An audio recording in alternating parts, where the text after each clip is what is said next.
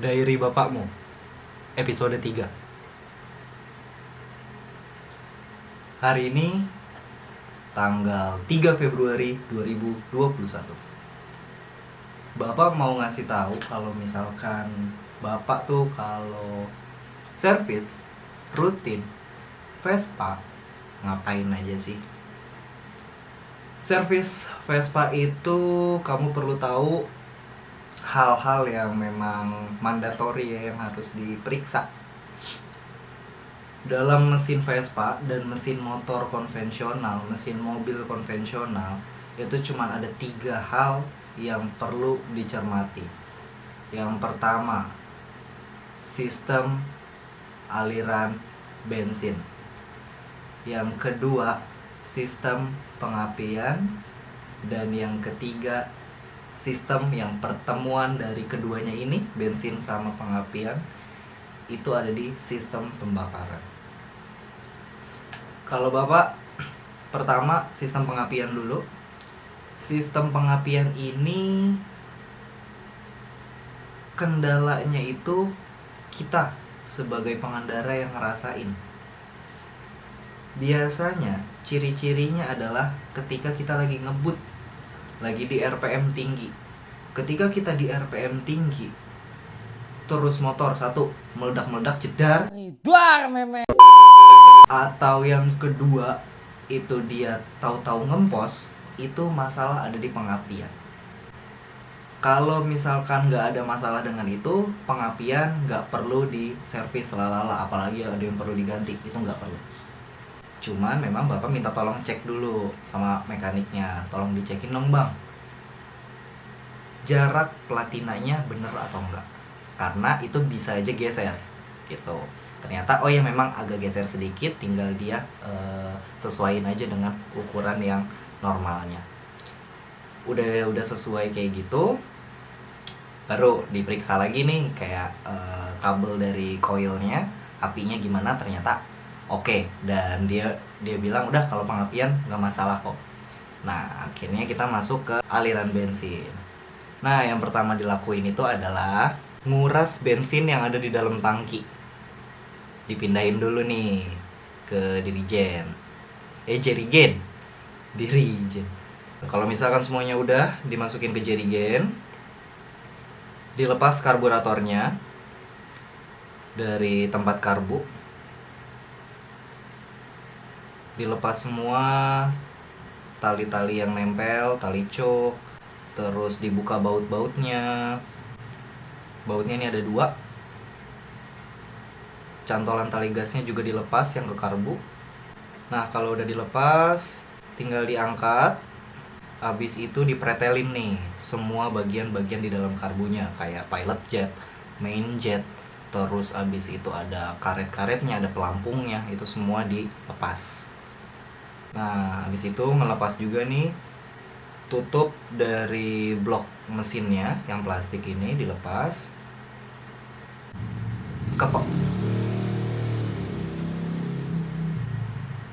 Kepala businya juga dilepas. Terus abis itu dibuka nih tutup bloknya. Ini ada 4 baut, atas kanan, atas kiri, bawah kiri sama bawah kanan. Dibuka semua, tinggal dilepas aja. Nah ini bisa kelepas. Terus dikuras olinya. Tutupnya yang di bawah dibuka, sama yang di samping yang buat masukin olinya juga dibuka. Ditungguin sampai olinya habis biar keluar semua, karena kan oli juga perlu diganti ya, biar mesinnya itu terlumasi dengan baik lah dengan oli yang baru. Nah tadi kan semua udah dibuka, sembari nunggu olinya keluar semua, bersihin karburator. Bersihinnya pakai bensin, disikat-sikat pakai kuas. Semua bagiannya disikat. Kalau udah tinggal disemprot-semprot aja pakai kompresor, biar nggak ada batu-batu kerikil atau kerak-kerak yang bikin mampet di karburator gitu. Terus bagian-bagian karburator lain juga nih, yang pelampung-pelampungnya dibersihin, disemprot-semprot juga, spuyer-spuyernya, saringan-saringannya. tutup saringannya juga disemprot-semprot, dibersihin tuh, semuanya jadi bersih lagi. Businya dibuka juga, dibersihin juga pakai bensin sama sikat-sikat kawat tuh, pakai kuas sama sikat kawat juga dibersihin gitu. Gosok terus kayak voucher. Nah ini dia nih yang paling mantep nih, kepala blok nih.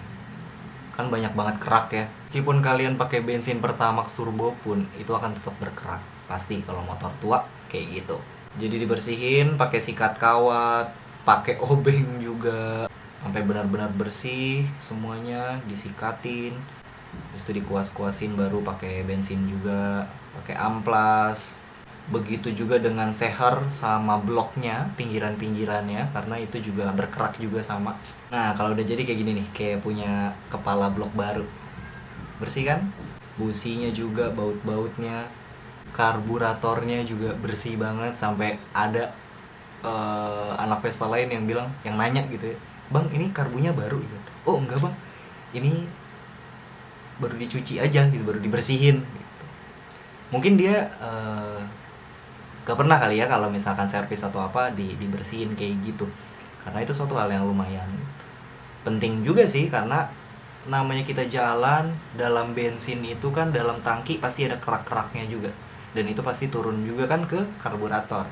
Kalau itu nggak dibersihin nanti lama-lama keraknya bisa ngegumpal, bikin mampet jadinya saluran bensinnya, dan itu bisa jadi mogok kalau misalkan nggak dibersihin. Sampai tangkinya juga disemprot pakai kompresor. Ini fungsinya buat apa? Buat kotoran-kotoran yang ada di tangki biar pada keluar semua. Kalau disemprot nanti kan dia keluar nih ke bawah, ke bagian selang bensin, keluar di sini nih. Jadi biar nanti ketika diisi bensin lagi itu kotorannya udah nggak ada, jadi lancar. Terus mesin-mesinnya juga dibersihin pakai bensin, pakai kuas. Nah bapak beli spuyer baru nih, karena beli spuyernya itu kan nggak bisa diketeng ya, nggak bisa pilot jet aja atau main jet aja. Jadi bapak beli sepaket nih sama ada saringannya, ada packingnya semua. Terus ini dia kenapa bapak mau ganti spuyer, karena yang spuyer yang bapak pakai itu lubangnya ukurannya lumayan gede, jadinya agak boros bensin tuh.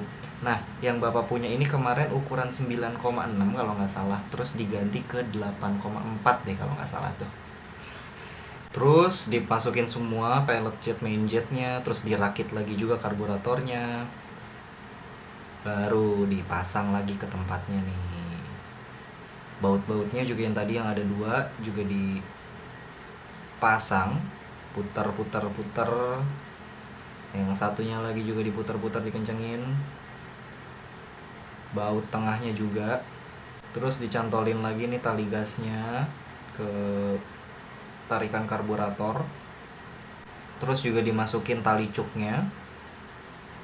Terus yang terakhir pasang selang aliran bensin ke karbu.